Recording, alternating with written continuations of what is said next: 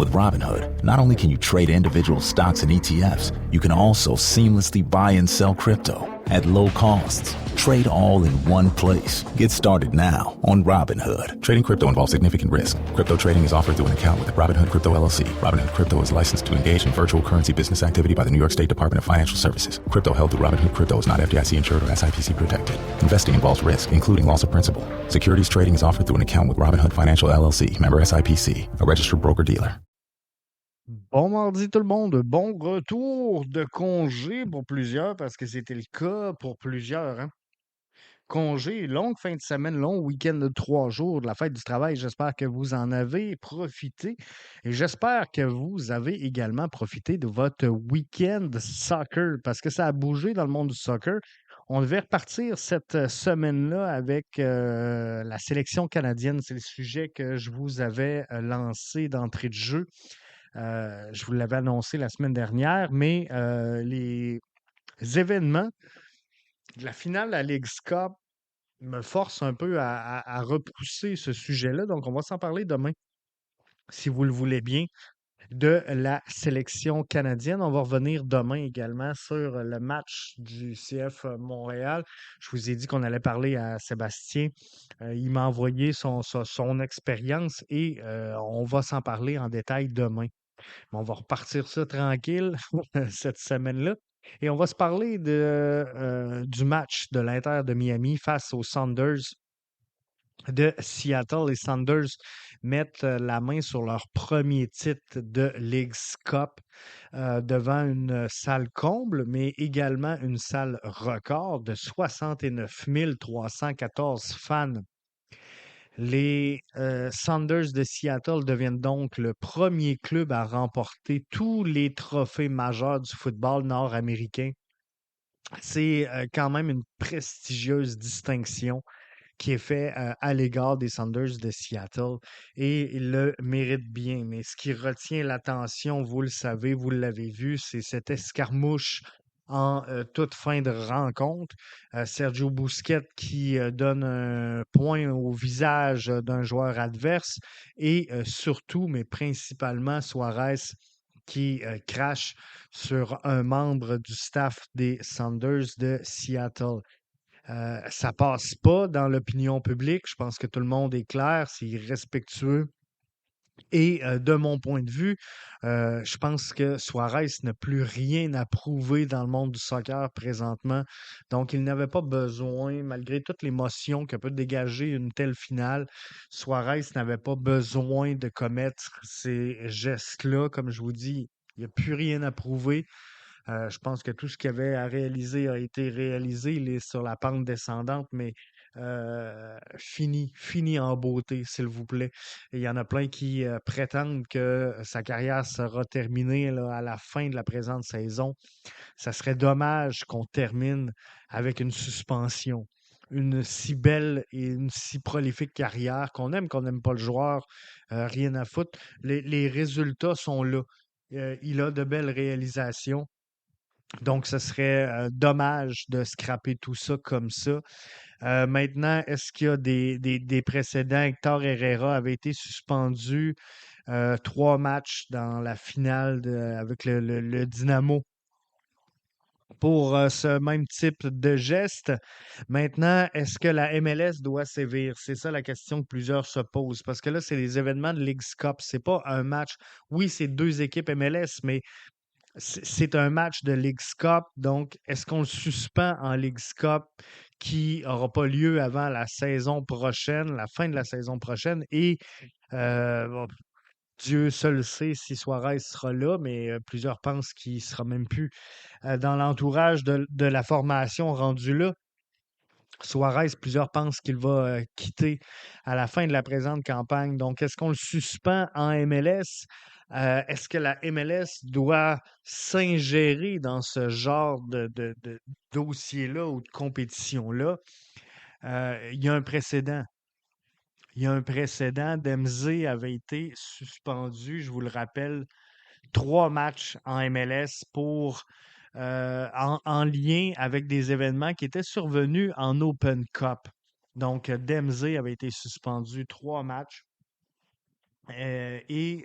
en MLS, mais les événements étaient survenus en Open Cup. Donc, c'est quelque chose qui pourrait arriver. On va suivre ce que la MLS va transmettre comme communication au cours des prochaines heures, des prochains jours. Mais j'ai vu des affaires tout croche ce week-end, dont entre autres là, une plaque de l'Inter de Miami sur le trophée de la Leagues Cup. Et ça, c'est tellement mauvais. Donc, je comprends qu'on a deux plaques, une plaque pour l'Inter, une plaque pour Seattle, mais la plaque qu'on voit sur le trophée, elle est déjà apposée. C'est celle de l'Inter de Miami, alors que le match n'était pas complété. Donc, c'est très, très, très moyen si tel en était le cas. On parlait de grabuge entre les fans dans le derby Montréal et Toronto. On va s'en parler justement demain là, du grabuge et des événements. J'ai fait hier un TikTok live et il y a des langues qui sont déliées. Donc, j'ai plein de petites choses croustillantes à vous annoncer sur ce week-end de derby Montréal-Toronto. Donc, on va en revenir demain en se parlant de la sélection canadienne. Mais si vous suivez le fil BBN Soccer sur la plateforme X, on a mis des images d'une prise de bec entre des fans des Sounders de Seattle et de l'Inter de Miami. Et je peux vous dire que ça a brassé. Ça a brassé sur un chiot de temps. On va se le dire comme ça. On va se dire les vraies affaires. Mais c'était pas chic chic à voir. Je veux, en terminant, vous parler d'ingratitude. On peut-tu appeler ça comme ça?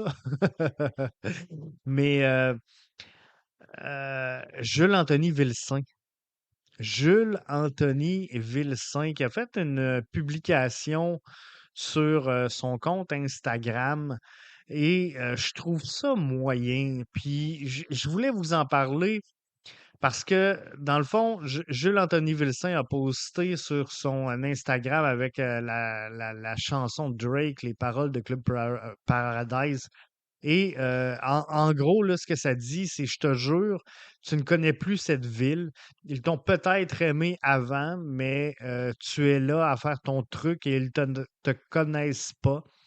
Ah, bien sûr qu'ils le font, mais ils ne sont pas aussi sincères. C'est fou toutes les émotions oubliées en un an. Euh, je trouve ça poche. Je trouve ça poche.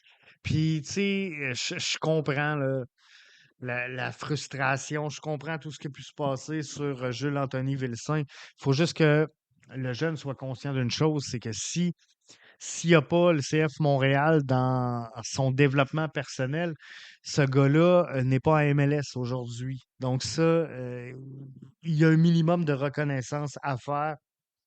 Oui, il est jeune. Oui, il doit apprendre, mais je trouve ça juste plutôt très, très, très moyen. Euh, Escobar est sélectionné pardon, par le Guatemala pour deux matchs de qualification de la Coupe du Monde. Ça, c'est une bonne nouvelle. C'est littéralement une bonne nouvelle. Je veux qu'on se parle plus tard cette semaine également. La saison achève en MLS. Je veux qu'on regarde la conférence de l'Est parce que c'est celle qui nous intéresse le plus. Euh, Montréal est 14e. Montréal est officiellement éliminé. Mais sur le classement actuel des 15 équipes qui forment la conférence de l'Est, moi, j'aimerais ça savoir quelles sont vos surprises et qu'est-ce que, qu'est-ce que vous n'aviez pas vu en début de saison que vous voyez maintenant. Sean, qui dit pour moi Atlanta, 12e. Tu sais, c'est une surprise. Je savais qu'il avait payé trop cher pour la Télate. Je m'attendais pas à ce qu'il soit. Je m'attendais à ce qu'il soit pas pire quand même. Donc, je pense que c'est vraiment un gros flop. Mathieu Charon qui nous dit, tu sais, Cincinnati aussi haut. Je pense qu'ils vont se faire sortir rapidement en série. Columbus, c'est une surprise un peu, la 7e place, mais attention en série. Donc, ça pourrait être ça. CFM DataZone qui dit peut-être un hot take, mais la meilleure équipe de l'Est, c'est Orlando présentement. Michel qui nous dit le crew est tellement bas, no coups de show, no fun. Donc, il y a plusieurs lectures hein, que moi j'avais fait sincèrement en début de saison. Là, puis là, tout le monde va me dire, Jeff, tu avais placé le CF Montréal cinquième. Je sais que c'est ce que tout le monde va retenir, là, mais je vous avais prédit un fort recul de Columbus. Et c'est arrivé, je vous avais prédit une débarque d'Atlanta et c'est arrivé également. DC United, j'y croyais pas et ils ne se sont pas replacés non plus. Donc ça va être à, à suivre dans les prochains jours. Donc on va se parler de ça si vous le voulez bien. Je vais juste regarder mon calendrier. On va s'en parler jeudi. Donc, jeudi, le classement dans l'Est. Donc, mercredi, demain, on se parle de la sélection canadienne. Et jeudi, le classement dans l'Est. Ça va être une semaine tranquille. Hein. CF Montréal, qui est pas mal au repos là, cette semaine, n'a pas pratiqué dimanche et lundi, sera également à l'écart des terrains un peu plus tard cette semaine. Mais si je regarde ça, il est en congé dimanche, il est en congé lundi, s'entraîne aujourd'hui, donc ouverte aux médias, séance d'entraînement mercredi. Jeudi, séance d'entraînement. Vendredi, entraînement. Samedi, ils seront en congé. Donc, petite semaine de 4 jours pour le CF Montréal. Donc, on va suivre tout ça quand même là, avec vous, voir qui revient pas de blessure. Mais ça fait pas mal le tour pour ce qui est de votre actualité. Donc, votre podcast Soccer BBN se termine à l'instant. Je vous invite à aller nous suivre sur la plateforme X, à visiter le bbnsoccer.com. Et si ce n'est pas fait, pourquoi pas se gâter, devenir membre BBN, profiter de tous les avantages du membership. On se retrouve demain pour une nouvelle édition de votre podcast Soccer bleu, blanc, noir.